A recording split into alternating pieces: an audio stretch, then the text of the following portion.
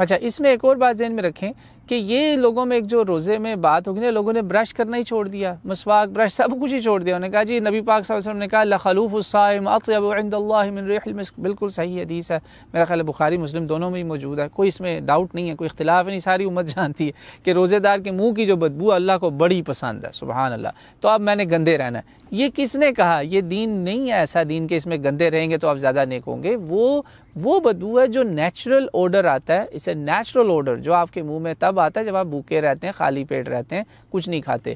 وہ جو بدبو ہے نا، جو بدبو بری ہے، جو آپ کا اگر باس سونگ لے گا کہے گا یار میرے کمرے سے نکل جاؤ، وہ ہے کھانا جو منہ میں پھنس جاتا ہے نا، ہم برش نہیں کرتے، وہ والی بدبو اللہ کو نہیں پسند. وہ کس نے کہا اللہ کو پسند ہے؟ وہ تو روزے دار کی بدبو تھی، ہم نے اس کو گندے کھانے جو منہ میں بچے کچھ ہیں اس کی بدبو بنا لیا. تو یہ مسکنسیپشن بھی اس میں آپ نا کلیئر کریں. اور کچھ چیزیں ہیں جو اس میں لوگوں نے بنا لی ہیں نلی فائرز